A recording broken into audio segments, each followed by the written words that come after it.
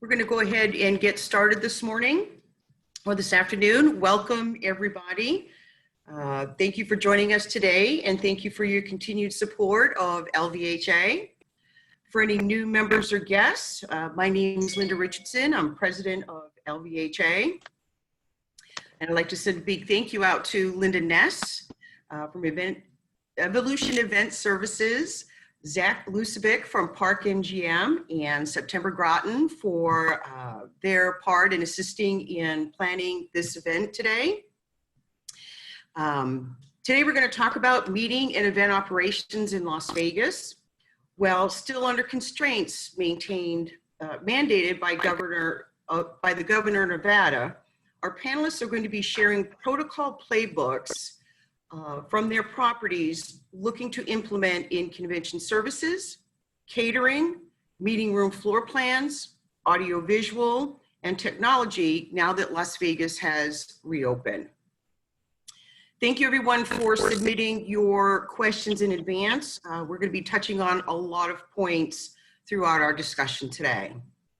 All right, so please welcome from our very own Las Vegas hospitality community, Mr. Phil Cooper, Chief Executive Officer for Encore Productions. As co-founder and Chief Executive Officer at Encore Productions for over 30 years, Phil brings strength, vision, and years of experience to the hospitality industry. Phil has overseen Encore's rapid growth in on-site venues throughout the country, as well as producing hundreds of events for a wide range of customers. Phil's technical and production expertise is widely recognized and highly regarded throughout the industry, and he is often asked to speak at conventions and gatherings related to event and presentation technology. A fun fact about Phil: originally from Ohio, his career started in the 1980s as a stagehand on movies and shows in Las Vegas, on the Las Vegas Strip, excuse me, including the famous Follies Berger. Wow. It's those days. Yes, back in the day. Next, Mr. Don Ross, a longtime friend, Vice President of Meeting Operations, Las Vegas region for Caesars Entertainment. Welcome, Don. Don has over 40 years in the hospitality industry. He oversees the catering, conference services, banquets, and meeting services team for 9 Caesars Entertainment properties in Las Vegas. In addition, he has been instrumental in aligning the convention services and convention services of Caesars Entertainment properties throughout the country.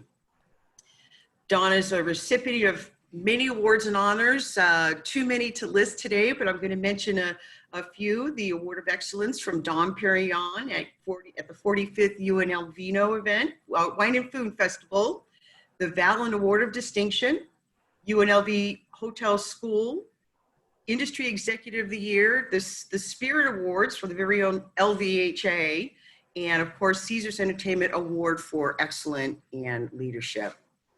Thank you, Don, for being here. Mr. Brandon Berger, Vice President, Catering and Banquets from Wynn, Las Vegas. Brandon has been in the catering and food and beverage industry for 24 years, originally from Johannesburg, South Africa. Brandon and his family moved to Las Vegas in 1998 and joined the catering team at Bellagio, Las Vegas. And at that time, he thought he was only going to spend a couple of years here. Fast forward, he started at the Wynn Las Vegas in 2005 and currently holds the position of Vice President of Catering and Banquets. I guess you could say that was the longest 2 years in history, right, Brandon? All right, Brandon is also an alum of the UNLV School of Hospitality. Okay. Ms. Tori Chivers, Vice President of Catering and Convention Services from MGM Resorts International. Tori is an industry leader with over 2 decades of experience in sales, catering, convention services, and event planning. She began her career at the Hyatt Regency Scottsdale Resort and Spa at Gainey Ranch, and then moved to Las Vegas in 2004 and joined the Bellagio team as Assistant Director of Catering. In 2013, Tori moved to Aria Resort and Casino as the Executive Director of Catering. Tori is excited to begin her new role as Vice President of Catering and Convention Services with MGM Resorts International. Congratulations, Tori, on your new position. Thanks, Linda. A lot of hard work. In her spare time, Tori enjoys entertaining and experiencing innovative food and beverage, traveling, and spending time with her family. So welcome, everybody. We've got a lot of experience here today, and we can't wait to jump in. So I'm going to do just that. Question number one is for everybody. Now that Las Vegas has reopened, our hospitality community is working hard to gain and maintain the trust of guests and meeting planners by demonstrating the health and safety are priority with the implementation of new venue protocols. Please share with us what information, processes, service level adjustments, and overall operational guidelines you have put in place and plan to put in place in the near future as the size of meetings and events are allowed to grow. So that's for everybody. Don, you wanna jump in on that one first? Certainly. Good morning, everybody. Thank you for joining us. I'm honored to be on this panel with my colleagues, and I think what's really important about the Las Vegas community is we've really all worked together on putting protocols together. We've been on many calls, not only with the Caesars family, but with our MGM partners, Wynn Resorts, and everybody else, Venetian Palazzo, to really work as a community to get people back to Las Vegas, get meetings going, and using best practices. So all of our hotels have implemented all type of protocol, everything from the way we're training our employees, how we're getting them tested before they're allowed on property, certainly checking temperatures as they arrive each day, and making sure they go through the different questions that they need to answer prior to being allowed in the building. But also working diligently to make it a safe environment for all of our customers that are joining us here in Las Vegas. And, this has been a very fluid situation, so things change rapidly from no masks or some masks to now mandating masks, and we've all adjusted very well. Taking temperatures for our guests that are arriving into the front desk and providing different levels of service.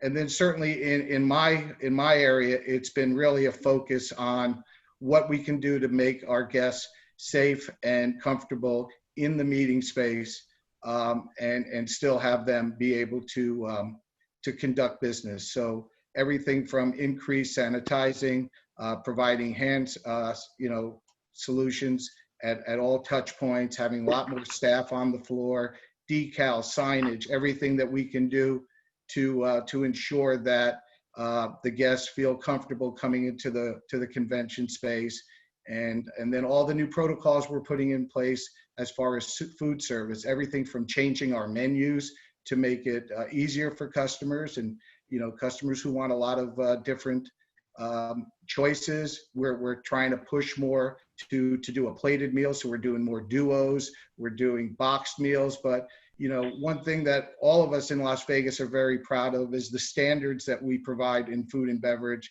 We all pride ourselves in providing a restaurant quality experience in the catering area. So our box lunches are not your typical box lunches. Our packaged foods is not a typical packaged food. It's individual plated, or if it's things in a different fashion, whether it be in a Chinese to-go box and things like that. So we're really stepping up our game to make sure that the customers who have been to Las Vegas before still get the quality of food and beverage that they have grown to expect and want. And certainly people that haven't come to Las Vegas are excited about what we're able to do. So, and we're going to just keep working as hard as we can, and we're looking to get that 50 number raised, hopefully to 50% occupancy, so that we can all get back to business and welcome more visitors to Las Vegas. Tori, do you have anything to add to that? We just echo the same thing that Don has addressed. Obviously, the health and safety of our guests and employees is the top priority. I know he touched a lot about the catering and conference service arena and meeting planning, but we've also, the entire hotels have undergone safety plans that are rigorous and that are met amongst each other. And some that I'm most excited about beyond the air quality, but the digital advancements that we have that are coming online that are also being implemented into events. There's just some really exciting stuff that's going to happen, and some great service opportunities that will be long-term and sustainable for our guests moving forward. Wonderful, wonderful. Phil, anything to add on that from your perspective? Need to unmute. Sorry about that. I thought I did that already. Of course, I'm the one to do that. But thank you, Linda, and good morning, everyone. I'm excited to be here with you all today. Hope you're enjoying your lunch. Like everyone else has said, first and foremost, we want to get back to the glory days of Las Vegas where we have big events, but that's still probably a ways off for us. So what do we do in the meantime? We work with many of our hotel partners to develop our own guidelines in audiovisual, which is called the Encore Meet Safe Guidelines. I won't bore you with the 20-something pages of those guidelines, but if you'd like to see the nitty-gritty of that, you can reach out to me and I'd be happy to send it to you so you can see all those details. So when we look at these events, we look at these events from what is the design of the event? So is it a single venue, single room event? Right now, as was mentioned, that's 50 people. So what do we do in a single room? Certainly the social distancing, the mask, the hand sanitizer, but also maybe we do directional signage. We take a look at the technology. Do we have bigger screens? Do we have more audio in that room? And also we want to think about what's happening with that attendee from home, because we may be broadcasting out so people can watch from home as well. We need to look at what that experience is like. And then we look at, what if we have a larger event? What if there's 200 people? We have to put them in 4 rooms. How does that work? We have one room where the people are presenting from. The people in the other room need to have a great experience as well. So we can't just send over a picture of the person talking. They need to see the content. They need to see what's going on in the room.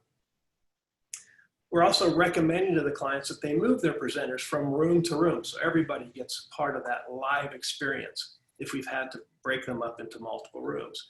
And to take it one step further, there's a multi-room, multi-venue event.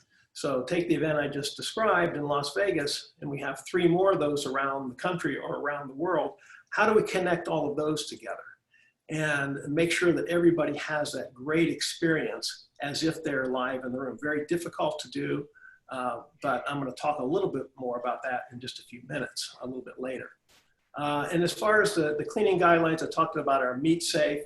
One of the things we're doing just to help ensure the attendees that we've done the right thing, or the people, the presenters working in the room, we're doing a signed tent card that certifies that the room has met the Meet Safe guidelines, so that they know that someone actually signed off and said, yes, I did take care of this room. So that's kind of where we're starting from. Oh, that's great. Anything to add, Brandon? The other thing I would add is, obviously, and just, reiterate is the importance of the safety and security of the employee and the guest coming here for the experience. So that's a big emphasis for us. And then as far as the service level adjustments, obviously we've had to make adjustments on that part because we're trying to limit the amount of touches that guests have.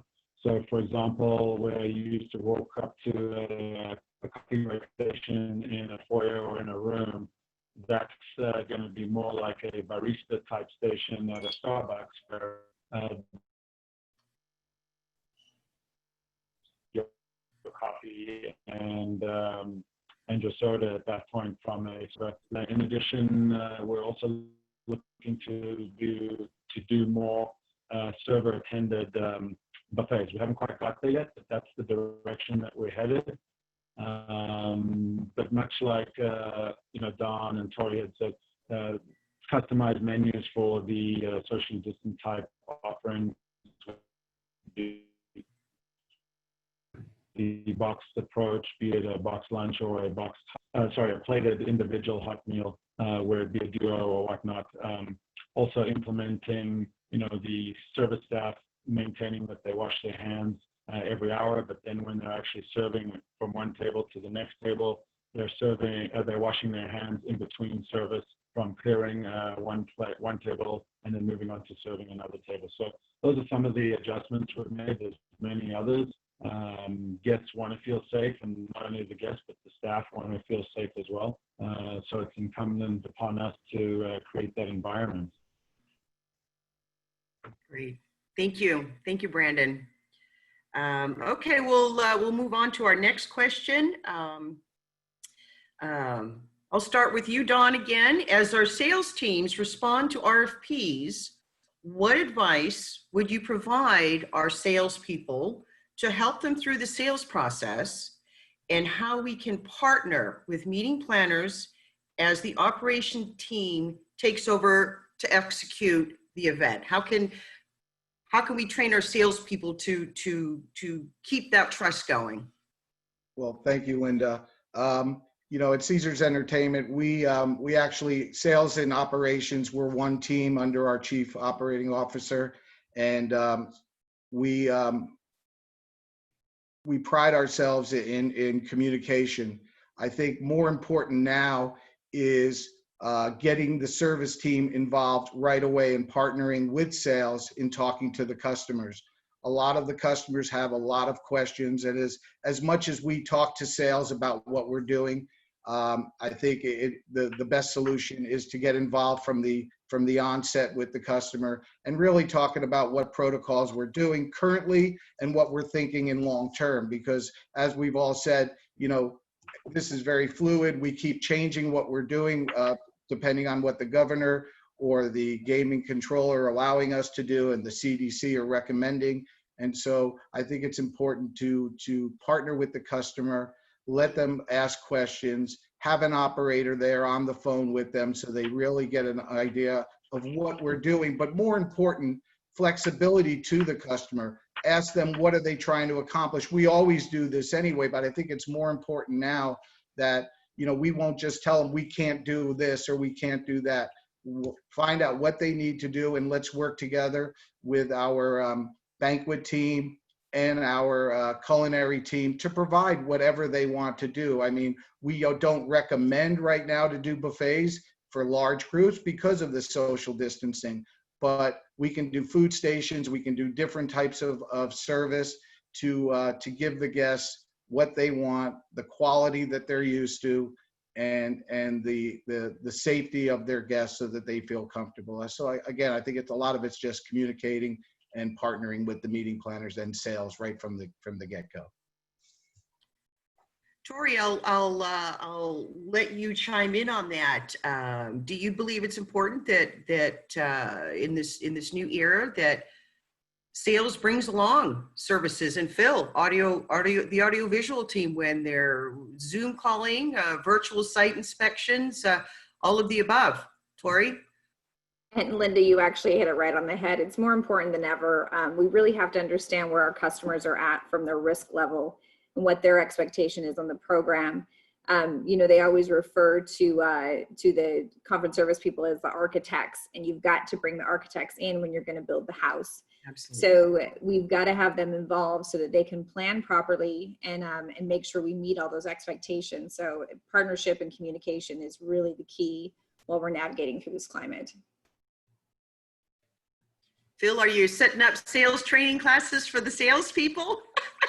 Yeah, we've done some of that. Yes, we're trying to get everybody up to speed on the things that we have to offer, because people really are looking for ways to, even if they're going to bring people to the live event, they're most likely going to have some virtual attendees too. And how do we make an experience that's one that is especially great for the people that are there live? It should be a better experience for them, but for the folks at home, it also needs to be a really great experience so that the customer gets a good return on their event. Wonderful. Anything to add on that, Brandon? I just think, you know, the component is critical for everybody, because that is the first point that sets the expectation for us. And in today's world, we really need to be creative and collaborative with that, and suggesting ideas where you have scheduled sessions where people break from one room to the next, as opposed to all breaking at the same time. So it definitely needs to be a more collaborative approach and offer different solutions to increase social distancing.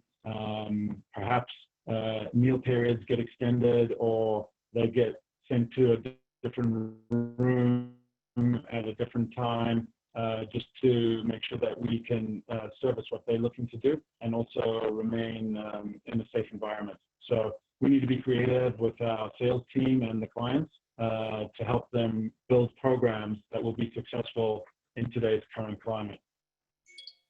Even more so. Thank you, Brandon, for that. I'm going to change it up a little bit and go back to Phil.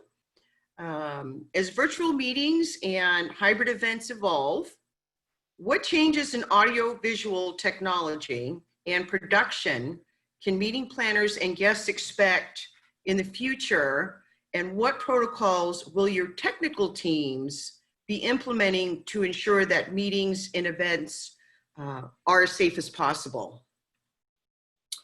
Thank you, Linda. As I mentioned before, we've been webcasting events for many years. We have the technical expertise to handle the actual broadcast. Encore, though, is first and foremost a live event production company. We have been for 30 plus years. But we're fortunate that we have many people working in the company that have a television broadcast background. While we want the clients to come with all their attendees as they have in the past, that's likely not to happen soon. We believe that many of these events will have this hybrid component. We've re-engineered our approach for these events to be more like a television show. Think The Tonight Show with Jimmy Fallon, a live audience with another audience viewing from home. The most desired place to be and the best experience is the live event by far, but we need to make sure the experience for the home viewer is a very good one so that the client gets that good return I mentioned before. Our most recent example of a hybrid event is one we did for Hyatt yesterday. It was for 30 people that were there live, and we had 80 virtual attendees. This was at the Hyatt Regency Chicago. We ran the entire program through our Chime Live application. Sounds simple enough, but it was far from that. We had a combination of live presenters and virtual presenters. There was a panel discussion and even a game show element. We had an on-site production team, including a stage manager at the Hyatt Regency Chicago, a deck manager, an audio assistant, audio engineer, graphics playback, and a lighting operator. Each live presenter received a dedicated mic open right in front of them from a sanitation pack to ensure safety. That made them feel really comfortable. We actually switched the event from one of our hybrid control rooms in Ottawa, Canada. So we controlled the whole event from another city, actually out of the country. We had an engineer there switching the event and a graphics operator. There was also a virtual deck manager working from home in another city. They ran the virtual green room where all of the offsite presenters waited to go on stage. At one point, we had 20 people waiting virtually in the green room. Each virtual presenter entered the green room 30 minutes early so that we could adjust the video and audio quality. Also let them know what to expect, and then we would cue them on stage at the appropriate time. To add to that, the entire event was actually stage managed and produced out of Las Vegas by Hani Mintz from her home control room. To give you an idea of the complexity of that, let me show you a photograph. I like my little photographs of her control room. Hope you can see that. You might not be able to read everything, but you can see she actually did that from home in Las Vegas, this entire event. The event went very well, and we received rave reviews from our client, Steve Ensline. Some of you may know him. So as you can imagine, there's no one size fits all for these events. And of course, we utilized all the meet safe guidelines that I mentioned earlier to make sure that that live event was a very safe environment, and they ended up having a great experience. That's great. That's great news. And we're going to see a lot of that. I think even LVHA, we're going to try something a little bit later in the year. And it's just amazing, everybody working remotely and in different cities and even a different country. That's great news. That's great news. Thank you. Thank you, Phil. My next question, Tori, I'm going to put you on the spot now. Can you let us know from a catering perspective, what changes will new protocols that are being put in place have on catering menu selections, pricing, and food and beverage minimums for groups? Okay, it's a really big question, so I'm going to try not to be long-winded. So as you know, over the last couple of months, our clients have really had quite some disruptions. So our ultimate goal is to minimize those. And with the new protocols that catering has developed, it's really to ensure that they have the least amount of disruptions possible. So our team has come up with some great commitments and elevated service. You'll see minimal changes to menus you've come to love and expect. But in the current state, we're also not additionally charging for any labor that's impacted or labor that's caused due to health and safety wellness. So what that means is that all of the breaks will be attended either roaming or stationed. In order to reduce queuing, we'll have additional stations for the guests to go to. We'll also have an extended list of pre-packaged goods for those who have a higher risk factor. Those will come in compostable vessels for our sustainable clients. That will be available. And then as Dawn mentioned earlier, we talked about people really going towards plated events. The great part about these is that traditional service will be available and they're fun, they work phenomenal for time constraints and scheduling, but also we've modernized them with different experiences, such as one called, we call it the One Drop. It's the equivalent of a bento box. So it's a single touch point where you're dropping it in front of a customer or a guest, and it's got all of the components that they need so they have less contact with the servers. It's pretty cool, and it works really, really well, again, for those time constraints that allow us to go in for sanitization after meetings. When you move to buffets, a lot of people have paused on those. They've said, we don't want to go to buffets, but we've taken a different stance. We're looking at them as being marketplace pods. So they'll be attended and served by chefs or guests. So you still can have that global experience for your guests and personalized service during the event. And then just to touch on one of the aspects that I really am a fan of is this digital technology. So we've always been on this go of high volume and stuff in the groups coming. We now have had a chance to pause on that and really look at technology and how that works in events. So one thing that's cool is the QR codes that we can use for menus, but where that impacts banquets and catering is because we can list out dietary restrictions on them. So if a guest is at the event, they can simply scan the QR code and know immediately where they stand from a dietary standpoint, which is really big in our world. The second part is they can even text a culinary concierge and have personalized service brought to their table based on their needs. So those advancements are really exciting and fun. And then the last question you had asked was about the food and beverage minimum. So in respect to food and beverage in the current state, we understand that you're going to have to increase space. You're going to have to due to the guest to space ratio. So our team has been trained to talk about those on a case-by-case basis, and obviously to partner again and to be flexible in all of those scenarios. One thing you've heard, I think, from everyone on the panel is that not only MGM Resorts, but the colleagues within the city, they're truly the leaders and experts in event planning and our field. So they've been trained to curate these experiences. And while the properties are going to look different, you're going to have memorable experiences that are the same and true partnership. Thank you. Dawn, you mentioned something the other day when we chatted about coffee breaks and how that was going to look. And that really it impressed me. Can you touch on that and what you're thinking in the new protocol? Sure. Well, Tori hit on a lot of it, but we're all working very hard on accommodating the guests. We're all buying equipment that will probably last with us after this pandemic, things like touchless spigots on our coffee and juice dispensers so that it makes it easier for service. I mean, we want to get back into different service, as Tori mentioned. We certainly can can do plated meals. It's better for the social distancing. It also would allow, Brandon hit on it, that if we do a buffet situation or a break, we need more time. So if a customer doesn't want to adjust their schedule, it's so easy for us to continue and get them in and out of a luncheon, for instance, in 45 minutes to an hour in the traditional fashion that Tori mentioned. But with buffets, it's easier to do.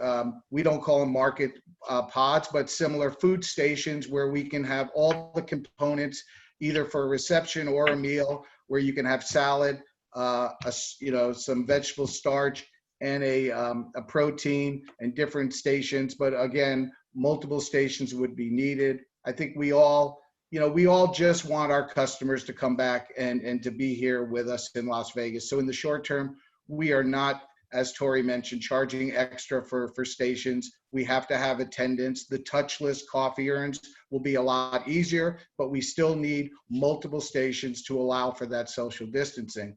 But anything we could do before, we can do differently with new packaging. I loved her idea of the bento box. That, we've used that before as well. We use them for like VIP box lunches, but that can certainly be for a plated as well. But packaged foods, where we can have a beignet station and just put it in a bag, and we have an attendant that hands it to the customer. So we've done this before anyway. We're just trying to ensure that the guests don't have to touch a utensil that somebody else touched before them. So anything else we can accomplish. Certainly receptions, once we can get multiple people in a space, we'll be back. But there's really nothing we can't come up with, and our chefs are already thinking about new, ways of presenting food, how we can position it, and how we can serve it to customers, as Tori said, to give them the experience that they've experienced, that they've had here in Las Vegas before. Thank you, Don. Phil, the other day you also mentioned a new process being put in place where the meeting may be held in 3 or 4 separate breakout rooms, but to give everybody the same experience, it's the speakers that move.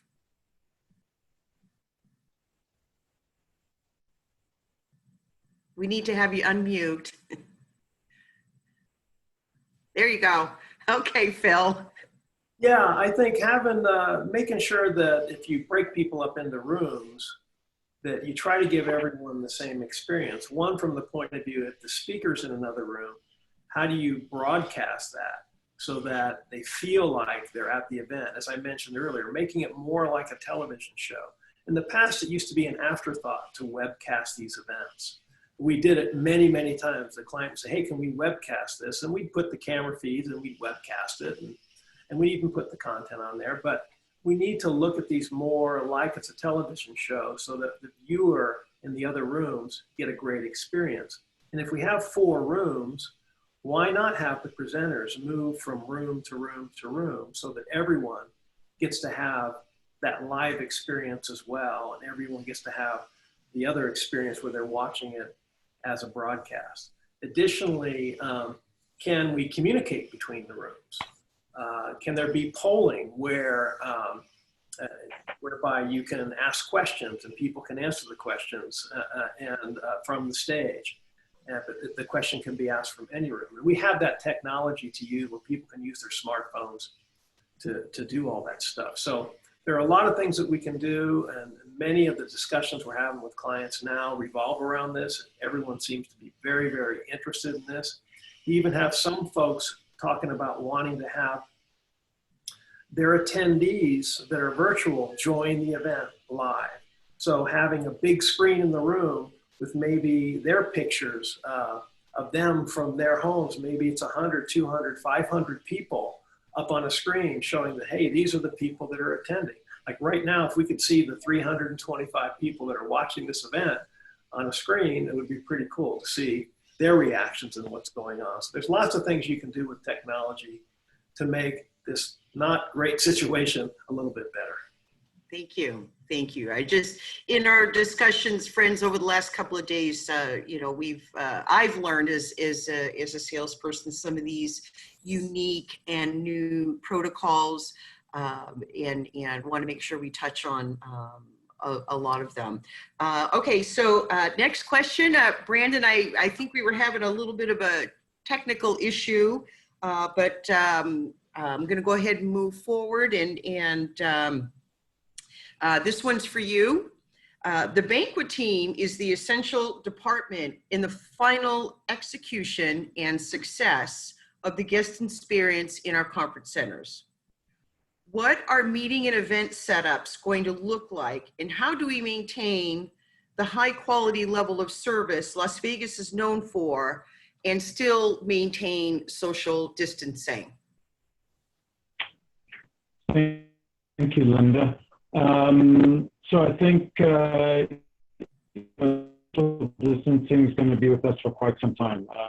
I would imagine, I don't know when the end is, but I get the sense that it's going to be with us for quite some time. And that being said, we've done a few unique things with regards to social distancing, as well as how we set our rooms. For example, on a classroom setup where you might be 2 people per 8 foot, maybe now you're 1 per, and you start the meeting instead of with a shared pad and pens at a table, it's now a little amenity bag that has your bottled water already in there for the day, and your pad and pen is all prepackaged in there. So that's something that we do there with regards to not having water stations in rooms, which obviously creates multiple touch points, and you can't have a server in there all day long waiting to serve water. So we've gone with that approach on that specific item there. As it relates to social distancing setups, right now we're going with 6 guests per 72-inch round and 4 for a 66-inch round.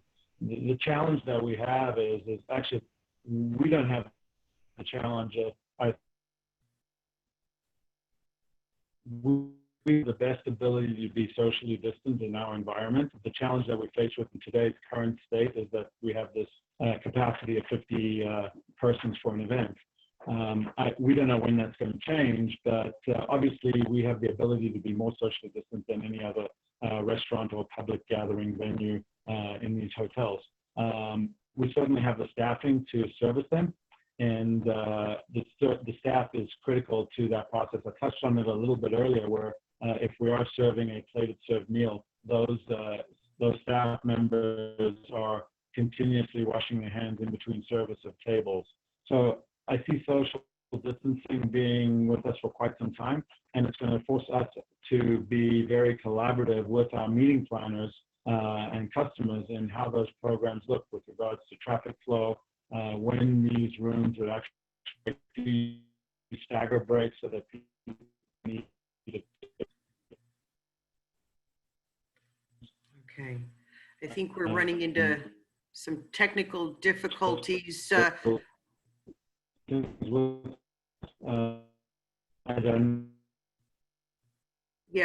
Brandon, I think we're having some technical difficulties with your mic. If there's, it looks like it froze. So Tori, Dawn, anything to add from the meeting room setup perspective relative to registration or pre-registration, collateral materials? I think Brandon had mentioned that when folks walk in the room, they'll have their bottled water, their pad, their pencil, maybe a couple candies, and a bag before they sit down. They're reserving their own spots. I mean, these are things, if you can, touch on again. I thought they were all great ideas when we were talking. I think, we have the luxury in Las Vegas of having some of the biggest ballrooms in the world. When Caesars Forum finally opens soon, we'll have 2 of the largest ballrooms, 110,000 square feet each. So we don't have a problem with social distancing. It's just right now, how many people can we get in a room that's at one time? So certainly 1 per 6 foot for schoolroom, doing, as Brandon said, 6 per 72-inch round for meals, using decals, using multiple entrances and separating breaks so that guests can, also keep that distancing. Some of, like at the front, we have our outside patio, so people will be able to go from the meeting space right outside to get fresh air, which will also keep the foyers less congested. But we can move people around through different portals of our ballrooms and really space it out. We have great AV partners who can do delayed screens, because some of that stuff will be needed, of course, if you're putting thousands of people and separating to that extent. But with 50% occupancy, we could get a lot of people in either the MGM ballrooms, the Wynn ballrooms, certainly all the Caesars ballrooms. So that's what we're looking for.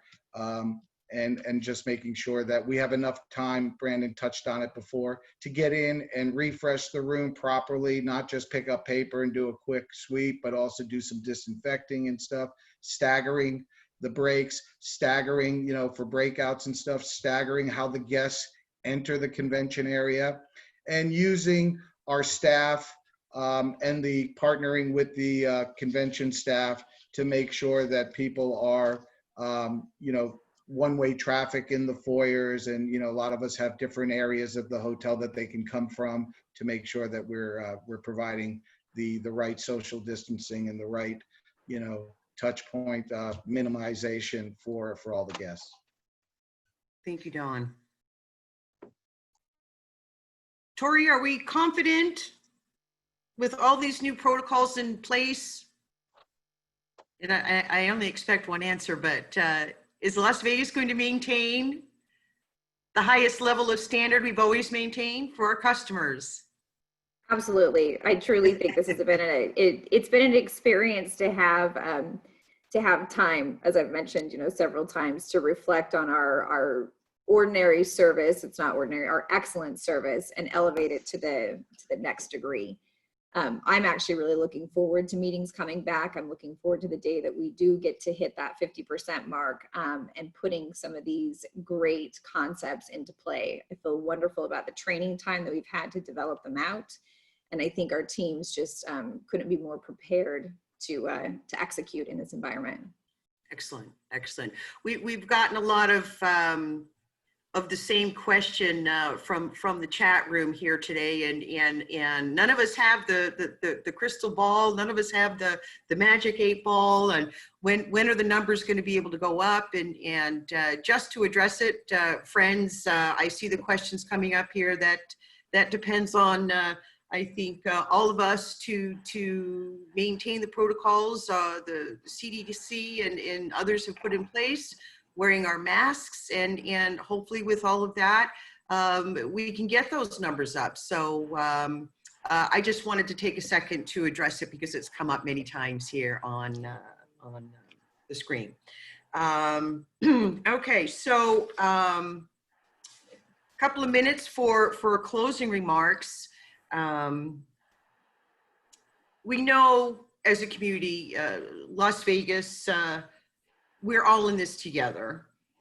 And as seasoned leaders, what advice, and I'll let each of you talk a minute or so on this, what advice would you like to give customers, guests, hospitality,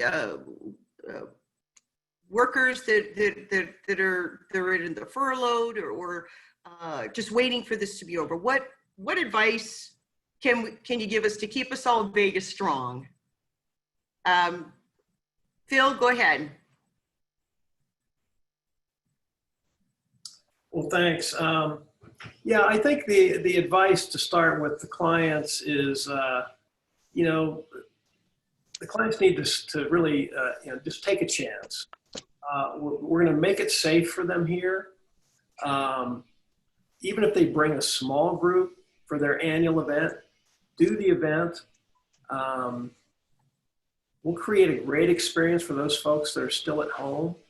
And I think once we get people to start dipping their foot in the water and they start hearing about the great experience that other companies have had or other associations, I think that, it'll start to open up. and people will say, well, you know, I saw that this group had their event and it seemed to go very well. They got a great return from their event. So we're just looking for clients just to go ahead and take a chance. Right now, there seems to be a tendency to go along with the crowd. Nobody really wants to be the first one in. Right, right. So I think the ones that are the first ones in can really be leaders in this area. And it's up to us just to do everything we can to make sure that they understand that it really is safe and we can create a great experience for them. So the money they invest in their event, they'll actually get, you know, a good return and good results from that. And as far as the folks that are furloughed, you know, we all have people in our organizations that are furloughed right now, and it's, you know, hopefully they can hang in there, and we want to get them back just as quickly as we can. We need them. We don't want to lose them. I know it's tough for everybody in this industry, but it will come back, and it will come back. And once it does come back, it's going to come back strong. And I think it's going to come back. I personally think it's going to come back stronger than ever. I've given up on the guessing game on when that's going to be, when it really opens up. I think we all have, yes. And everyone has an opinion, but it's really hard to say. But it will come back, but let's get it kicked off and get it off the ground, and I think we'll be good to go. Thank you, Phil. We've got to build that trust and be in it together, absolutely, with customers. Tori, anything to add to that? I really think Phil said it perfectly. We need to start somewhere. We need to start and have an opportunity to evolve, to show that we can do it and that we're prepared to do it. Yeah, yeah. Right now, the maximum, a lot of questions coming over, the maximum number in a meeting room, is it a cap, or is it depend on the size of the ballroom that you're using? 50 people, 50 people max. Mandated by the governor, yes. Correct. We've had meetings for 150 or 200, and what Phil said is we have a main stage, and then we send signals to the other rooms. We haven't moved speakers around yet, but that was something that we were looking at.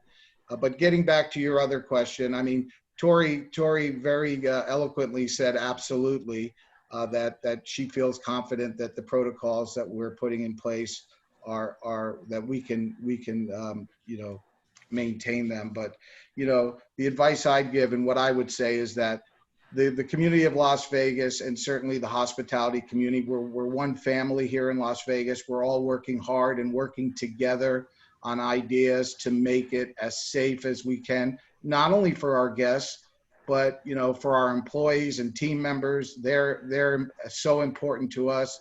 The ones that are working, and certainly the ones that are furloughed, and the ones that have to trust in us to make a safe place to work and then go home back to their families. But I too believe that we take this very seriously. Every person in all of our hotels have been retrained. Every day we're doing buzz sessions to talk about things. Nobody's allowed in the building until they have their temperature taken. Nobody can walk around the building. If I'm in my office by myself, I have a mask on. It's mandated, and we're all following it. And we all take this extremely, extremely seriously, because we're all professionals, and we want this town to get back to where it was and even stronger. And I can say that if our customers come, we will take great care of them and do an amazing job for them, and give us the opportunity. Thank you, Don. I was going to let Brandon chime in. Can you hear us, Brandon? Okay, I think we're still having some bandwidth or technical issues. All right. Well, thank you, everybody. I think we've any last words? I think we covered a lot today. Good information. I don't see any new questions come along. Dawn, you're getting some well said. Thank you, Tori. Phil, the technology side, I think, of things and the creativity is going to also help customers, along with service protocols in place, feel comfortable in the idea of having the hybrid events We're all learning, right? Definitely. Okay, so friends, that is going to conclude our program for today. We appreciate all of you, our panelists, for sharing your insights and expertise with us. We appreciate your continued support of LVHA. Look forward to seeing you in person very, very soon. Before we actually sign off, though, a couple of housekeeping notes. At the conclusion of this event, a survey is going to be sent out to all of you who are registered on the program. Please, please take a minute to let us know your thoughts. It's very helpful information in designing programs for the future. We need to know what you want to hear about. What can Las Vegas do to partner with members of the inside the community and outside of the community? Again, we're all in this together. Also, of course, I have to do my due diligence. LVHA is offering membership at $70 for the rest of the year. We've got some great panelists coming up. Watch out for more information soon. Please stay safe. Wear your masks. We're going to keep you updated as much as we can, and we look forward to having everybody back in Las Vegas very, very soon. Wear your mask. Linda, great job. Thank you, Linda. Thank you. Thank you. Thank you. Thank you for setting up. Thank you, Thanks, Linda. everybody. Thank you, everybody. Have a great day. Vegas strong. Have a great day. Thank you. Bye-bye.